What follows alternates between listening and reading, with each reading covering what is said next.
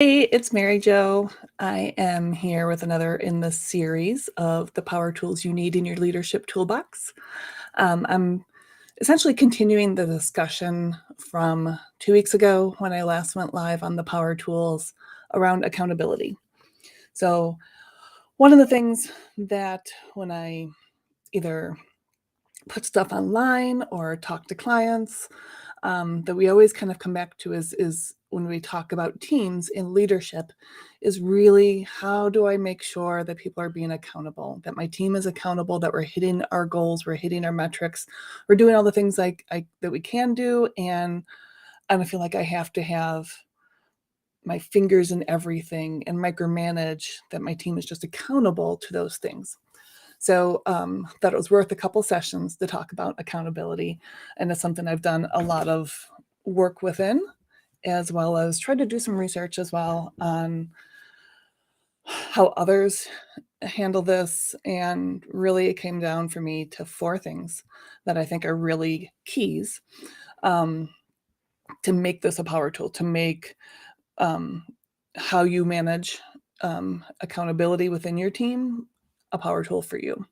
So last time we talked, I talked about the first two. The first was about being an accountable leader and that you have to set that example and be accountable to your team and allow them to hold you accountable as well. The second was around setting really clear expectations and using something I call 4W1H, 4Ws, 1H, when you lay out exactly what you need from somebody, whether you're assigning them a task or you're asking them to change a behavior at work. If you can lay these things out really clearly, it helps tremendously to be able to get the results that you're expecting. So today I'm going to really focus on what happens after you kind of set those expectations and you're demonstrating that behavior, the two things that you need to do that are kind of the in process or the after. And that's going to be following up and how you follow up. And the last one will be around feedback. So F words I can say. So I want to start off with talking a little bit about follow-up. And when you assign, same thing as setting expectations. When you are assigning a task, when you are asking for a change in behavior from an employee, anything like that, this matters. Follow-up isn't just to check in and see how things are going on a day-to-day basis. Follow-up should be task-oriented, task-specific, or goal-oriented, depending on if it's coming out of someone's review or a specific piece of feedback you gave them, or something simple like showing up on time to meetings, whatever that may be. So what you need to do here to really increase accountability is to establish a pattern of following up and using this as a way of demonstrating that what you have assigned is important to you. And it's not about saying, this is important, so I expect you to do it. It's about, just as I said in an earlier session, when you're assigning the task, the biggest W in there is the why. Why is this something they should care about? Why is this matter? Why is this important to you? Why is this important to the company? And when you go back and do some follow-up and do some checking in, what you're doing is reinforcing that importance. And when done well, it helps reinforce that, I've been given something to do that fits into the bigger picture, that has meaning, has a purpose, is important, and it, by human nature, you want to perform better in those cases. So the way I like to follow up, there's kind of two ways, and it depends on the type of task or behavior change that you're looking for and the importance of it and kind of the criticality of it in terms of other things too. If someone else is relying on someone else's task, then you might want to be a little more strict in how you follow up. If it's really about just kind of setting that tone and you just want to be able to kind of grow that, then the easier version is fine. So what I like to do is just kind of on the casual side, when something's not as critical, is do a more casual follow-up and just swing by, ping someone, and be like, hey, just want to check in how things are going and see if you have any questions. Always make it back to something that they can respond to. it makes it feel by asking, just want to see if you have any questions, just want to see how things are going. You're not saying, why aren't you further? Where is this? Why? You're not putting a undue pressure on them about it. The check-in helps alleviate some procrastination that people tend to do. I tend to work best under deadlines. So there are times where I definitely wait for things to be more pressured before I do them. But it's not a good habit to build. So what you're doing is also just a little gentle check-in helps reinforce that as well. But do it in a way that allows them a response of, hey, yeah, you know what? I did have a question about that, or I was working on it and I hit this little challenge, because maybe they're a little bit timid if they're newer in your group, in your team, or maybe based on how they've been taught in the past, they may not be as comfortable yet asking questions. And this is something you want to be able to reinforce as a leader, especially if you're trying to grow into more of an inspirational visionary leader, then you want to be very open with your team. You want them to find you approachable and ask you questions. So always leading with that on the casual check-in is really helpful. The other way you can do it, and if it's a more critical task, if it's coming out of like more personnel feedback that is affecting others or becoming more critical to you, or maybe doing some harm to the team environment and the cohesiveness of your team, then one thing that I think is really helpful is when you are assigning a task and setting those expectations. One of the items in setting expectations is when. So that W is about when it must be completed and delivered, which is typically what we always tell people, but also include, when do you want to hear progress on it? So this is due in 2 weeks. I need this completed in 2 weeks in this format, and here's how and why. At the end of week 1, I want you to give me a quick check-in on it. And you can ask for that by email. You can ask for that by putting it on them to schedule 20 minutes with you to say, here's where it is, here's and here's what questions I have. And again, making it about what help do you need, how are things going, do you have any questions?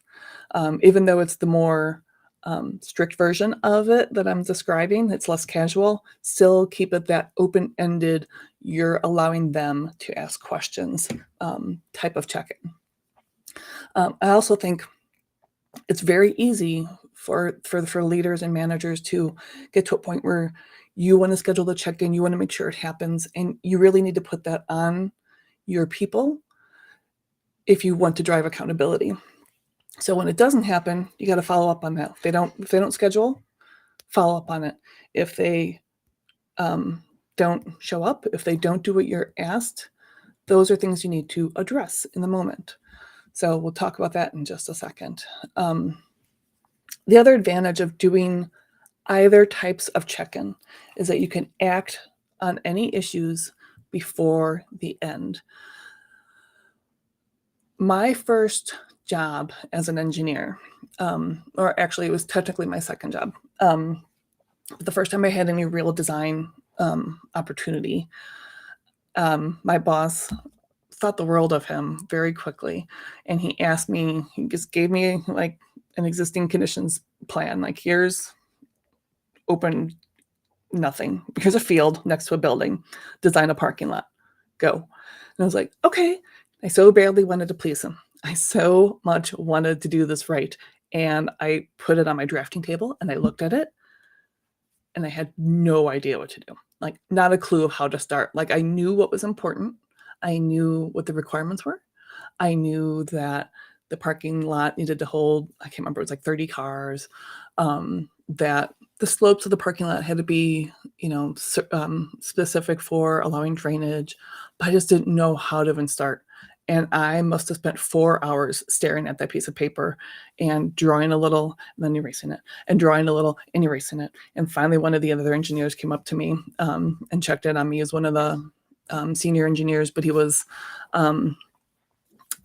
still on the younger side. He's, I think, a newer PE. And he came up to me and was like, how's it going? And I was like,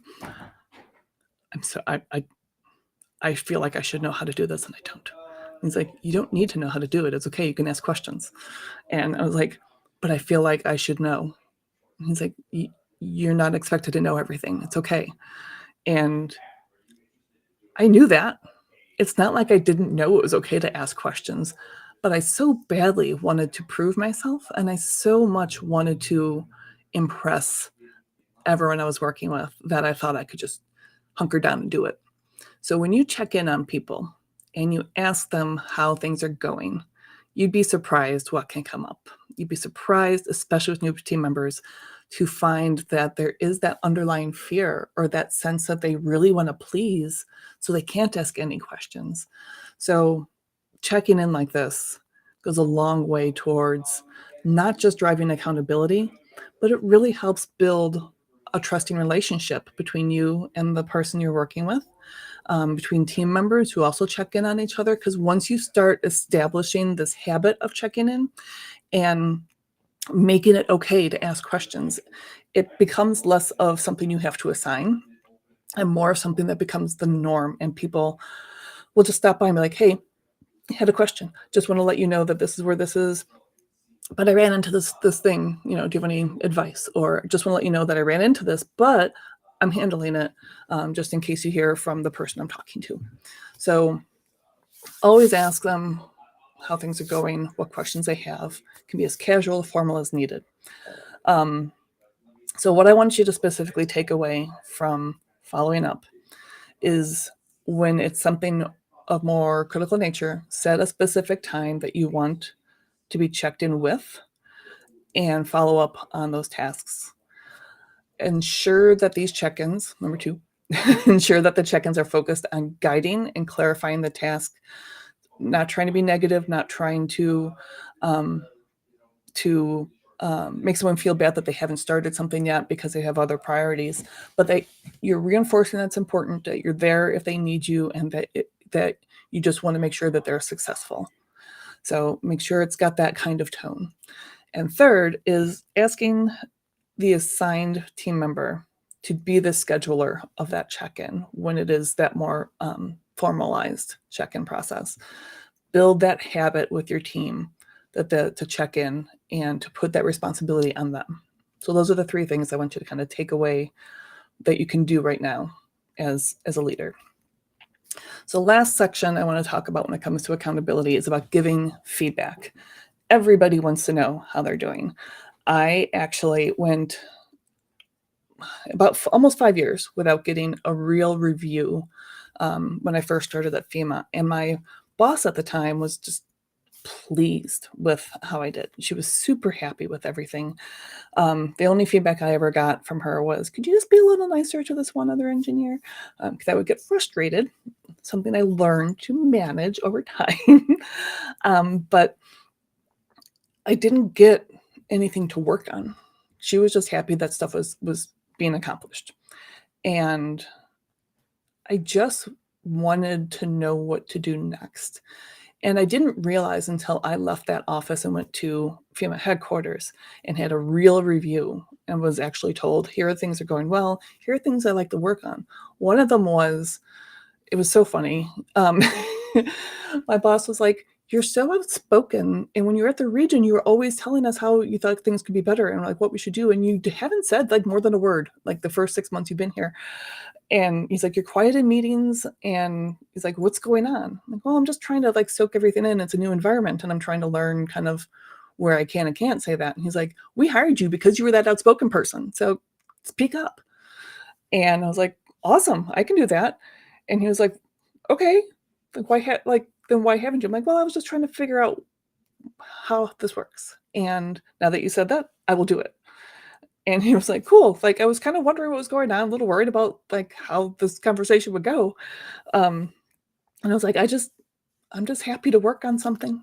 Like, I felt really good walking out of that because I knew what was expected of me, what was wanted of me. And it had been so long since somebody had said, I need you to work on this, or I need this to be different.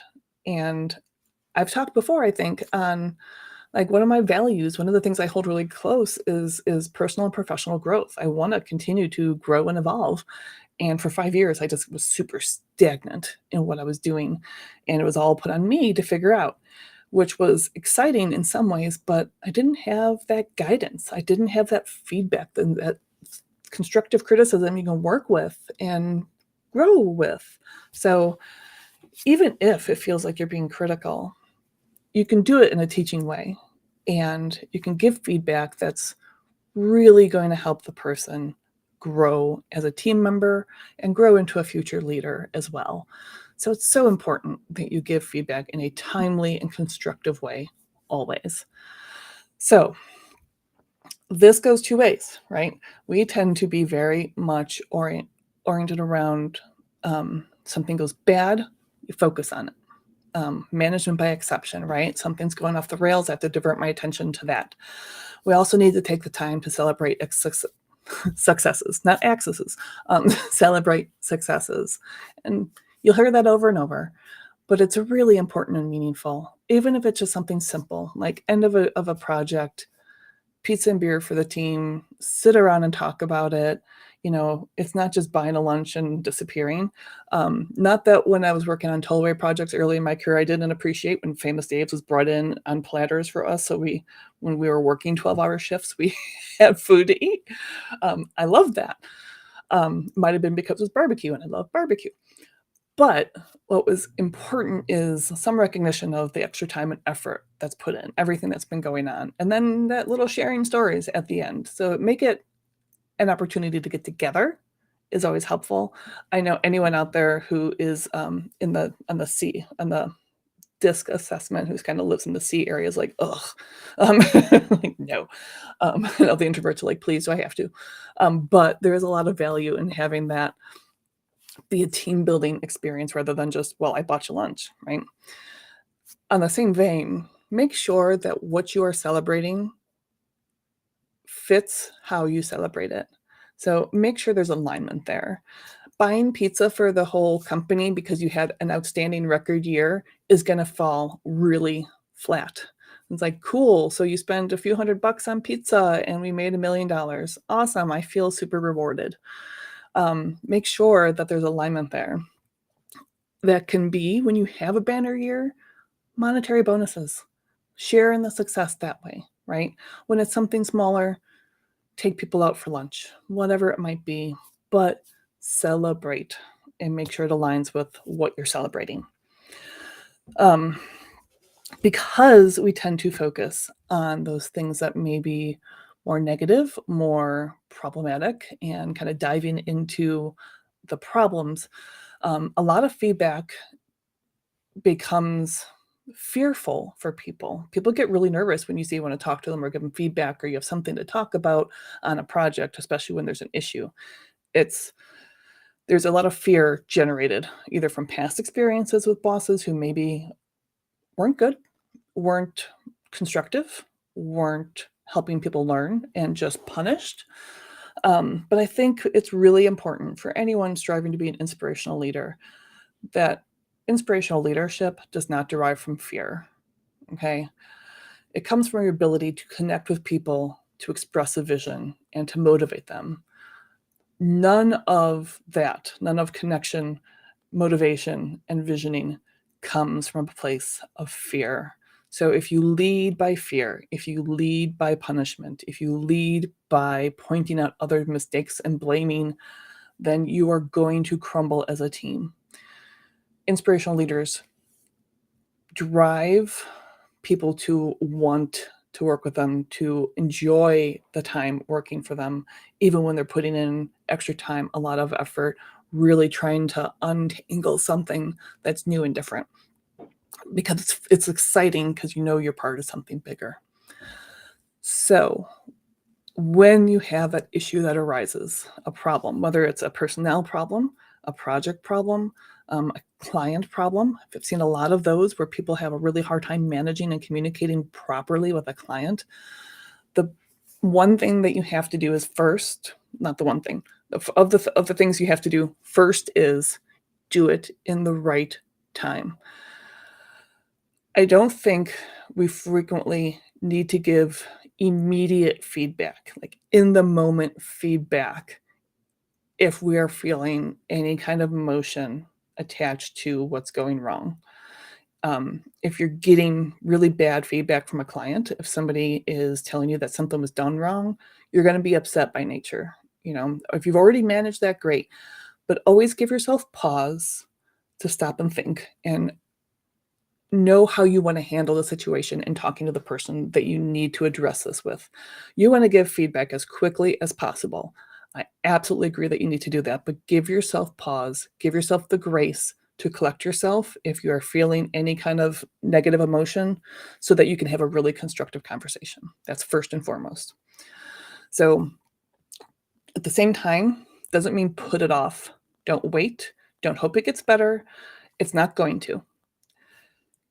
Don't procrastinate feedback because by the time you give it, it may not be as meaningful anymore. Or it could be that there's a complete miscommunication and now you're harboring that only to find out that the problem wasn't what you thought it was. So handle it quickly, but never in the moment if you need time to address how you need to handle this so that you get a good outcome. Okay. I call this the STH, shit that's hard, because there's so much going on when there is a big issue that comes about with your team, and you want to jump in, you want to do it, but you don't want to ever break the relationships you've built or the trust that you've established. So a big part of establishing accountability is maintaining that trust, because if that's just the foundation of what good teamwork is. So you can't be an accountable team if you're not a team. So, like I said, give yourself that grace. Minimize emotion. Pause before addressing it. And then when you do it super authentically. Don't have a checklist. Don't hold back. You can absolutely say, like, listen, this is a big deal. And it's something that, when I found out about, upset me. But I took a minute so that we could have this conversation. And I really want to hear what happened. I want to hear your words. I want to hear your side, whatever the case may be. Maybe them relaying back what the problem was will change how you view it also. And then spend as much of the time as you can trying to say, now, how are we going to prevent this in the future? And how are we going to make it better right now? And a lot of that comes down to asking why, drilling into why the issue happened. If this is something that's a personnel thing, you may be really surprised what's going on in people's lives that they're bringing and you don't even know to the table. If it is a task-oriented issue, a project issue, maybe there was something unclear in the expectation set. It could be unclear from the client and people thought they were meeting the expectation, or maybe you didn't have the time to put in to set the clear expectation, or maybe there's just a difference in how we express ourselves. So if I ask for something in my flood nerd language from somebody who's not a flood geek, they may understand that differently. They may think it's something that I want something specific that looks like this, and what I really meant was this. So drill into why and focus on how you prevent that why from happening again, and include yourself in this, right? If there is something that was unclear, if you had any involvement in it, or even where it goes next, then I would say, make part of the resolution. You know what? I hear you. I'm going to try and be more clear with you when I talk about this. I realize that maybe the way I put that wasn't clear. So from now on, when I assign stuff, I'll be more clear with that. If you're not sure, please ask. Okay. Again, you're saying I'm accountable. You're being the accountable leader. You're taking responsibility, but you're also then putting on them that they need to also, in the other direction, ask you the question. Make this always about fixing the issue, preventing it from happening again, and helping identify where things may be wrong, right? This is not about blaming. This is not about punishing. This is not about intimidating, because that destroys trust again. So lead your people towards learning from it. Everyone always says, make it a teaching moment. I know. You get sick of hearing that, right? But it's very important, and it's very true in this case. You want people to take something away that's valuable, that's constructive, that they can change, rather than feeling really small and just feeling terrible about what happened. So always give them that chance. The really cool part about this is, again, while you're driving accountability, this is something that's really important and key to establish and build accountability in your team. But it also has the byproduct of creating a more cohesive team also, because again, you're being open, you're being authentic, you're leading by example, and it's establishing and building trust, which is the foundation of any cohesive team. The other byproduct of that is that trusting environment, coupled with being really clear and open and having dialogue and asking questions and getting things answered in a timely manner, makes everyone more productive also. So while you're increasing your accountability, you're also working on the other aspects that you need to thrive as a team in terms of cohesiveness and productivity. So all sorts of exciting things. What I would say, the three things you can kind of take away and make actionable right now. Sorry, my hair got twisted around my glasses. One is give feedback nearly in the moment. Okay. Take a pause to cool off if you need it, but give feedback as quickly as you can without making it emotional. Don't procrastinate. The second takeaway that you can jump in and do as soon as you can, celebrate successes in alignment with the success you're celebrating. And last is when you're giving feedback on something that went wrong, drill down into why the issue occurred, help identify how to fix it and prevent it in the future, and make it something that is constructive. So the one thing I want to kind of talk about to wrap this up is I keep going back to trust. And in the model that I use in working with teams is built on the five dysfunctions of a team by Patrick Lencioni, which is the model is called the 5 behaviors of a cohesive team. And the bottom of that triangle, if you've ever seen it before, is trust. So I always approach everything from a place of building and establishing trust as part of accountability, as part of whatever I'm talking about in the power tools. Because again, that foundation, that first thing is trust. So when you need to take a pause, I'll wrap up because I wanted to just touch on trust at the end here and the fact that this all relates back to that foundation. One of the reasons I say to take that pause before you give critical feedback, to take a pause anytime you're being an accountable leader, anytime you are working on giving feedback, that you're assigning work and trying to set expectations, give yourself a moment to plan in your head what you want to say, how you want to address it, because you need to ask yourself, first and foremost, as a leader trying to drive accountability, how will my reaction or how will my discussion that I'm planning on having either build or damage trust between the team member and myself, the team member and their colleagues, and how will that ultimately impact the team? Because if we go into something, and I've done this and learned from it, if you go into something not thinking about that question, then you're going to ultimately damage trust, whether unintended or not. And that's a really hard thing to rebuild and reestablish. And that's something, again, that causes teams to start to fall apart. So in any of these steps, whether it be about feedback, whether it be about follow-up, about setting clear expectations, or being the accountable leader, always ask yourself, how is what I'm about to do going to damage or build trust in my team? That's what I have for today. If you are in a place where you feel like your team has lost some of that sense of trust, you feel like you as a leader want to focus more on growing accountability in your team or how you behave as a leader impacts them, I want you to schedule some time with me and help find out how I can support you in growing as an inspirational leader, in building a more cohesive team, and ultimately getting all the results that you want. So that's all I have for today. I'll be talking to y'all soon.